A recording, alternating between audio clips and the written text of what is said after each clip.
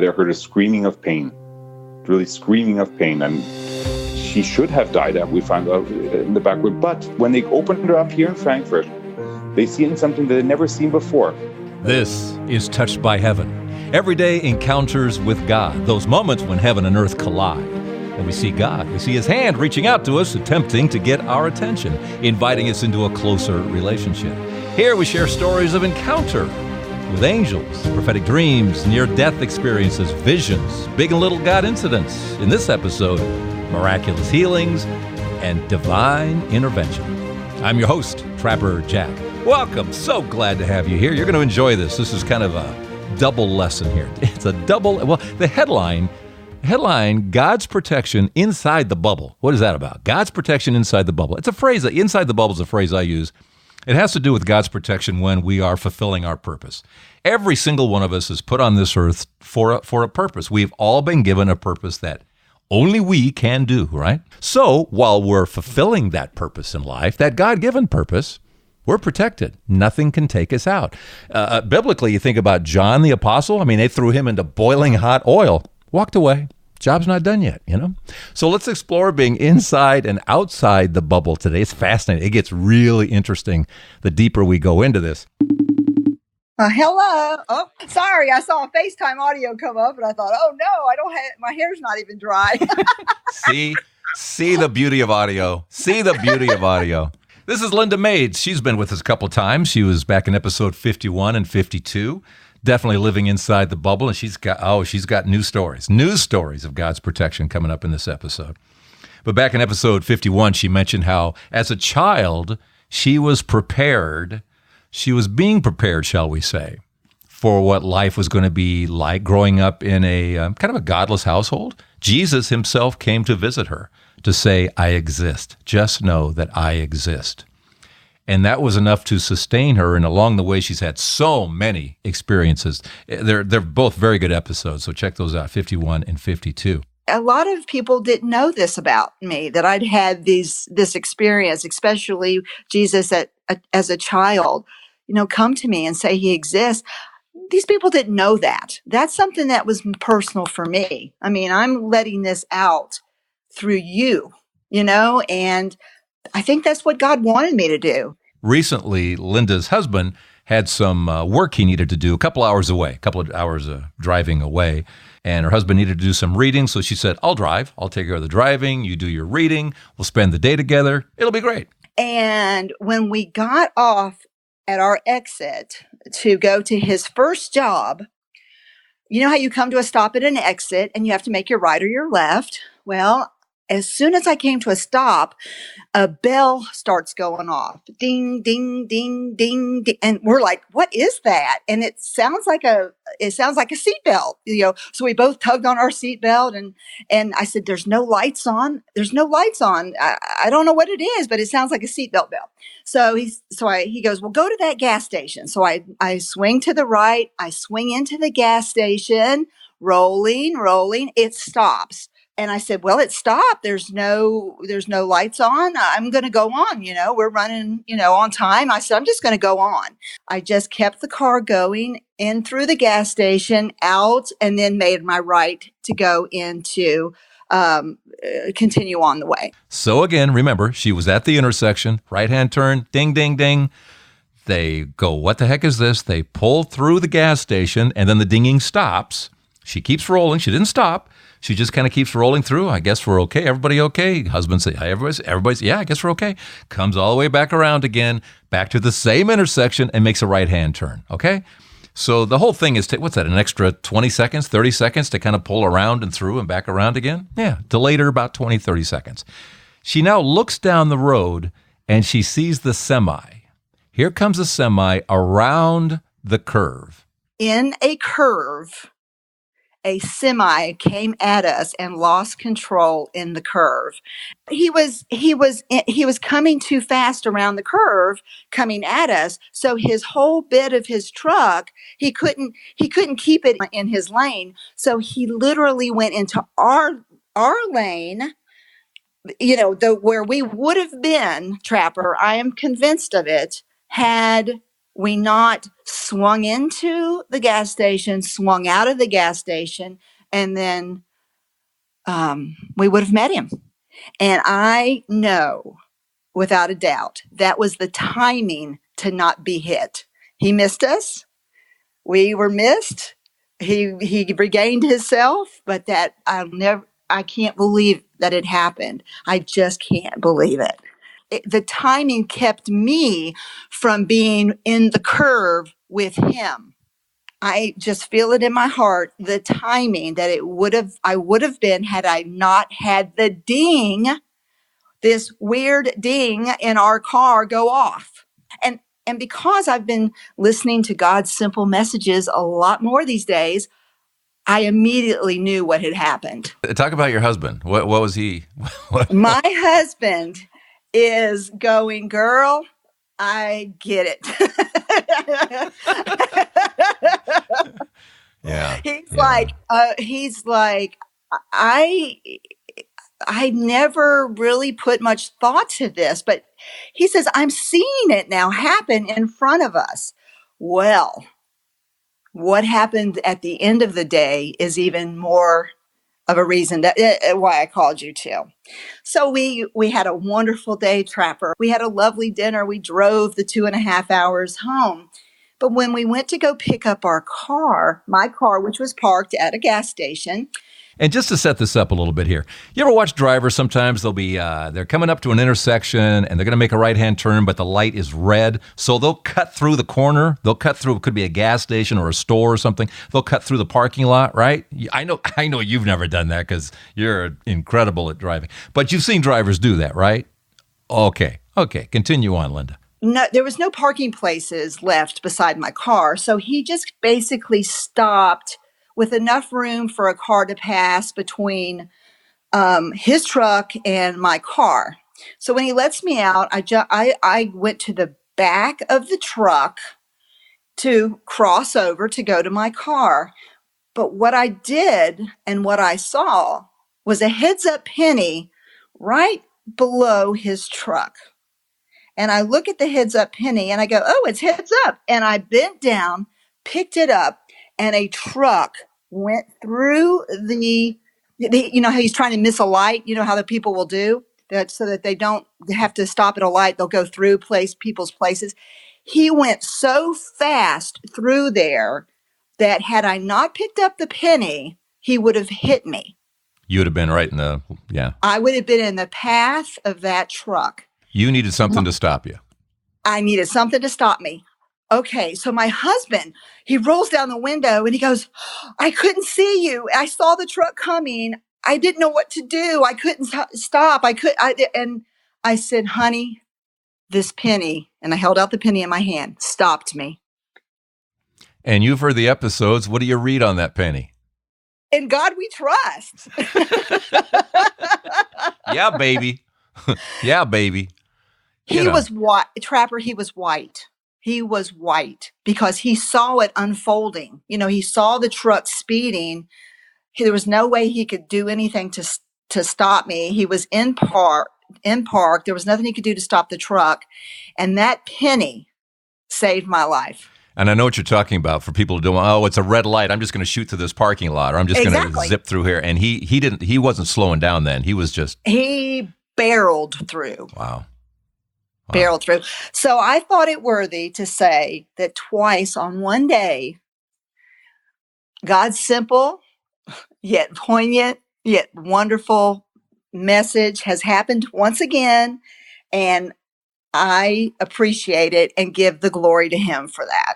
And the other part of it is very, very biblical. And that is, when you are living your purpose, nothing will take you out. When you're within the bubble, as I say, and you're living your purpose, then you have a job to do. You've been given a purpose in life, and you fulfill that. And until you're fulfilled, and God says, yep, you did what you were supposed to do, then you can exit. But until then, right. So I would say that there was a definite message. And let's just quick prayer for right now for those people who are listening going, oh, please.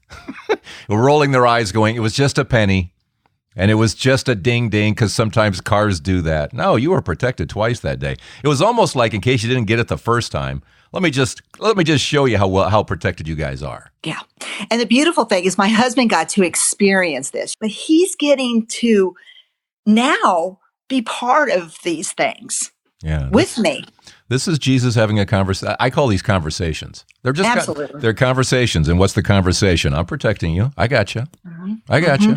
I feel part of what has happened since you and I have met each other, that I am living my purpose. And I feel wonderful that other people out there get to hear what I've experienced. And I hope that that helps them, bring them to a closer relationship. Thank you, Linda. Linda Maids. Great example of God's protection inside the bubble. A couple hours later, I was talking to a gentleman in Frankfurt, Germany, Terry Manthe. I didn't know the stories were connected. I had no idea, but God sure did. He's a funny guy. Here's what he did. He showed his mercy in how he extends that bubble, that protection of his, to those outside the bubble. How is that? Well, we have people around us, and God blesses us and everyone around us, and not everyone is on the same page with us in matters of faith, right? So he's demonstrating that beautifully with this part of this story. It's great.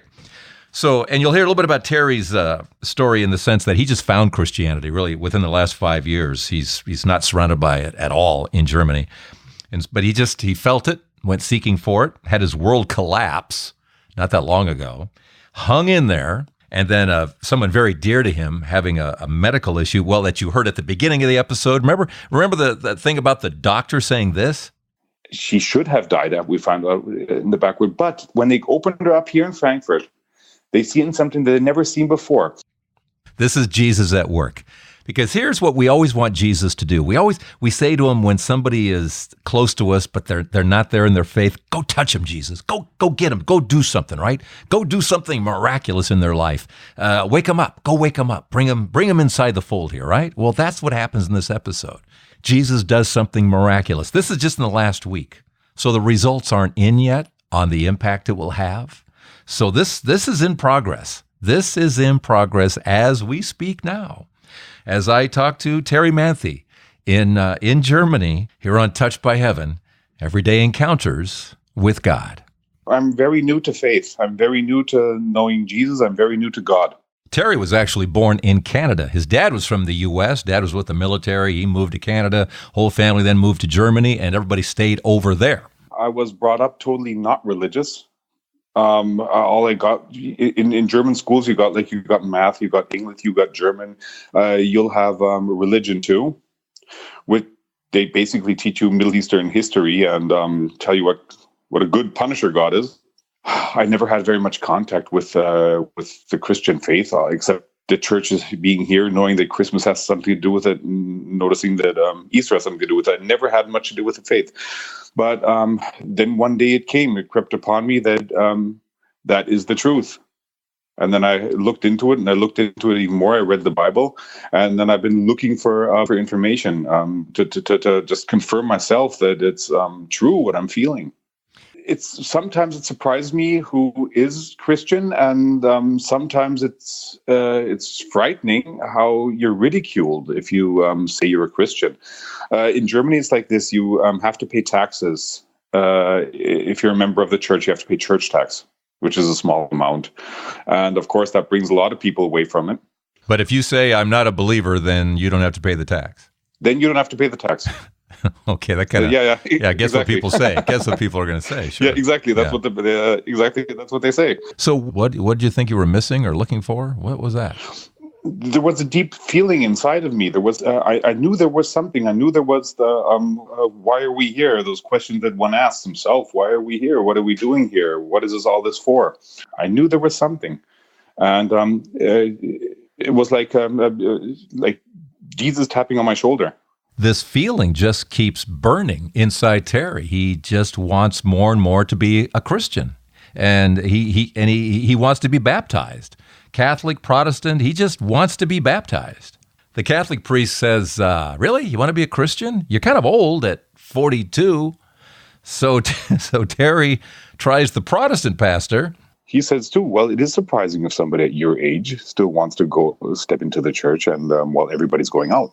A friend of Terry's confides that he too is becoming a Christian, but outside of that, there's nobody around.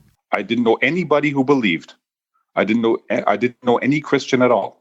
My daughter said right away, yeah, I want to do that too. I bought her a children's Bible. I prayed with her. A lot of people have a come to Jesus moment when things are absolutely awful, down and out, and there's just nowhere else to look, and then Jesus is there. But that's not the case for Terry.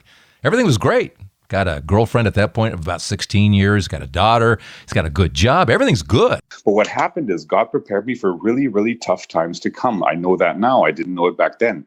That's when his mom died, and he found out that mom had gambling debts, which became his debts. And then his father died. And then his daughter, there was an attempt of sexual assault. She was 9 years old. And it happened on a school outing, and the teacher didn't want her to tell her parents because it would have been, she said nothing happened, it would have been uncomforting. Well, what happened, my daughter got a heavy social phobia and depression. And it was so bad that I had to take her to the children's psychiatric ward at the hospital. So that's a lot that happened in short time, very short time. We're talking about 3 years. Everything happened. How's your daughter now? Is she okay? No, it's 2 steps forward, 1 step back. Yeah. It's 2 steps forward, 1 step back. But I somehow, through praying over it too, I don't think that I can be frightened for that. I'm frightened about her, scared about her. I'm concerned about her, and I just want to believe that she's gonna get better. She doesn't believe anymore. She used to be that happy in faith and everything, but now she doesn't believe in anything anymore. Give her time. Give her time. She'll come back. I'm not going to pressure her. I'm not going to pressure her. I'm just going to leave her. I'm just going to let her be. I'm just going to show her that I do. And I always mention that I do and that it's helping me a lot. Then his girlfriend of 19 years had an announcement. She said, well, after so much hard stuff happened and so much misfortune, we have to do something to change our lives. And I said, yeah, let's do it. And she said, yeah, that's why I'm leaving you. So that was the next on it. Wow. When was that? When was that? That was 5 months ago. Because I thought, I know what happened, God. I know that I wasn't a believer, and I thought I felt rejected. I felt that no, you're not allowed to be a member of the club. Okay, you thought you were getting punished. You were hearing the Middle Eastern God story. This was God's wrath. Yeah, now that you say it, now I say that maybe that was a part of it. That I knew that God was a very good punisher. Punishes quick and hard. Finally, good news. He meets a new woman. Muslim woman, but not practicing. Any problem with his Christianity? Nope, that's fine with her. Okay. So they begin dating and all, and time goes on, and at some point it's, let's go on vacation together. Let's go off to Crete. So off they go to Crete to spend a week. Flew there. It was beautiful, beautiful hotel, beautiful beach, and great food. It was all fine. And after 4 days, she said, my stomach hurts. My stomach is hurting really, really bad, she says. And we thought, well, okay, maybe you ate something wrong or something else happened. And then we went back to our rooms, and at night I heard a screaming of pain, really screaming of pain. And so we went to a doctor there, a local doctor. He just checked her up quickly and said, well, I presume it's kidney stones. Kidney stones are very painful. And but I will send you to the hospital now in this town, in this Greek island. So then an ambulance came. We were brought to the hospital. That hospital didn't look too good to them. Didn't seem to be up to standards. Worried her a lot. Doctors coming and going, and there was a lot to do in this emergency room. And he just said something of appendicitis, operate now. And she says, I'm not going to be operated here. In the middle of the night, she started screaming, and really, she was winding herself in bed. It looked like somebody was being fried in a frying pan, and it sounded like that too. You could hear the pain, and even the face, the whole expression. You just seen how much pain that is. It's pain that I've never seen before. And so we went to the doctor the next day, a private doctor again, And he said, that's not appendicitis, that's kidney stones. So then we had 2 days to go to leave back to Germany. I tried to get a flight back, and I managed to get a flight back, but only for her, because it's a holiday season here. All the flights are booked. But she says, no, she doesn't want to fly alone. Does she want to risk 2 more days of this kind of pain before their scheduled flight leaves? Of kidneys or appendix or whatever this is? Thing is, we got into our scheduled plane home. So what happened, we managed to board the plane. We flew home. It was 4 days with that excruciating pain. And then I called up her son, and he picked her up right away and brought her right to the hospital. And what happened? It was the appendix burst. It had already burst? It already burst, yeah.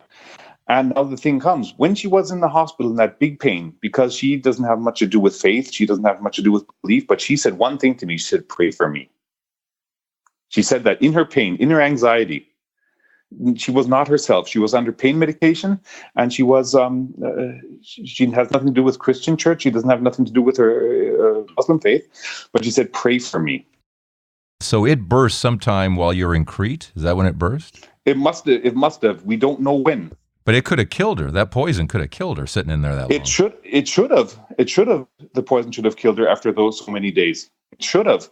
And I was praying and praying and praying and praying. And I've been telling her too, I'm praying about this, and I'm praying that God sends a light into your body, that it is running through your body and taking away your pain. And I try to give her mantras. I try to give her faithful meditation, and I prayed and prayed and prayed and prayed. And she should have died, we found out in the backward. But when they opened her up here in Frankfurt, they seen something that they'd never seen before. Everything that was supposed to run out, the feces, the infected material and everything, it was like contained in a bubble. It didn't run into the body to kill her. It was contained in a bubble. There was the ruptured, the burst appendix, and it was contained in a bubble. They'd never seen anything like that. Contained in, it just all was in one spot. Yes, it was on one spot. They said it looked like it was contained in a bubble. Of course, there was no bubble, but it looked like that. It was staying on one spot. It went out, and they never seen anything like that. It should have run all over her body. And killed her. Wow. Pray for me, she said. And it was all contained in a bubble. Interesting phrase the doctor used, isn't it? Inside a bubble. God's protection inside a bubble, keeping it all together. Her telling Terry, pray for me. Terry praying. Oh, and the son, her son. Her son, when the first thing what he said when it happened, he's 26 years old. The first thing what he said when he heard that too, that it was like contained in a bubble, he said, "Whoa, God really is taking care of you." And all I told her too, so you weren't religious by now, but I please consider it. I trust that what you're really saying is that your prayers were answered. I'm trusting that she told me that praying helps. Of course, I hope that my prayers were answered, because I'm still so insecure with the whole thing and how to pray. How to pray that is good for God. How to pray that Jesus accepts it. But her turn to faith, telling me to pray for her, I think that saved her own life. Her awakening. Now, where is her faith? Did anything happen after that? When something that miraculous happens, did anything go on with her? Well, she's still in the hospital. She's still not quite out of the life-threatening situation, but the infection levels are getting a lot better. Well, that's a cool miracle. I mean, the fact that she somehow got through that with prayer. There is no other explanation for me, because I'm kind of sick and tired of people talking about coincidences. This beautiful higher intelligence, which created us with one intention, just to love us. Amen. Amen. It'll be interesting to see what her journey is now. Yeah, but she knows too. She knows it's a miracle. I won't get tired of reminding her that. Yeah, like miracle from God, or just really odd. She thinks it's still on the odd way, but her son and I, because her son was interesting. What I didn't know either, her son the first thing he did when he was 18, he converted to Christianity. And like the most, I don't know why that is like this, but the most people who convert from Islam to Christianity go to the Greek Orthodox Church, and that's what he did too. Oh, really? So he switched over. He came over. He came over. He switched over. Wow. Well, very good. Very good. I think she may be in for a transition in her faith. I certainly hope so. But she got a beautiful sign. You both got a beautiful sign, really, there, obviously. Yeah, we did. It was unbelievable. And that's what I like about your podcast so much, too, because that's when you hear about it's God today. It's Jesus today. And that's what you just, I couldn't find in the churches here, and not even in the community where I am. Yeah. And that's what I'm interested in Jesus working today. Amen. He didn't die and stay dead. He's in the room right now, Terry. He's in the room right now. And he certainly played that role in keeping that bubble of infection. I mean, that's phenomenal. That was totally Jesus. Totally Jesus. I believe that. And it's been comforting, and that's what came into my senses, came into my brain. Yeah, beautiful. All right. Thanks, Terry. Thank you so much. You stay well in Frankfurt. Yeah, but I just want to say thank you again, because it was so nice to talk to somebody about my faith too, because I don't have many people I can talk about it. I got to say to it too, because from all the Christian podcasts I ever heard to, you're the only one that I kept. It's a language I can understand, and I'm just so happy about the happy people that I hear too. It's really because almost everybody has such a good outcome, and it's just happy, and that's the way I feel about having this faith now too. I just feel happy about it, and that's why I don't want to hear about the danger and perils anymore of what could all happen. I just want to enjoy Jesus now, and I just want to enjoy life day by day, and I just want to enjoy the moment that they're giving me. And I can do that with your podcast, so you're the only Christian podcast I actually listen to. Thank you. I appreciate that. It's a nice compliment. All right, Terry, you be well in Germany. Thank you very much. All right, buddy. God bless you. Okay. Thank Bye. you. God bless. Bye. Bye now. Inside a bubble, God's protection inside a bubble, keeping it all together. What's the takeaway today? What did God just say here in this episode today? A couple of things. Again, God's protection inside the bubble. When we are fulfilling our purpose, God gave us all a purpose, and when we are on track, fulfilling that purpose, we're protected. Nothing can take us out. But then His mercy, just listening to His mercy there. You know, and Jesus still always trying to wake us up and bring us back in. His amazing mercy, how He will extend that protection to those around us, God blesses us and everyone around us. And everyone around us is not on the same page as maybe you or me. So it's just a beautiful lesson again in God's mercy, and that we should never give up. Never stop praying for those around us. Never. Thank you. Thank you so much for listening. Special shout out this episode to Julie Villafuerte. She's on Patreon helping us out, supporting us. If you'd like to do the same and keeping these episodes coming, just go to patreon.com, Patreon.com. Search for Trapper Jack, and there you go. All right. Or just go to this episode 61 at touchedbyheaven.net. Thank you for that. Thank you for your stories, too. Need your story. What's your encounter story? Tell me at touchedbyheaven.net. Thank you so much for listening and sharing these stories here at Touched by Heaven.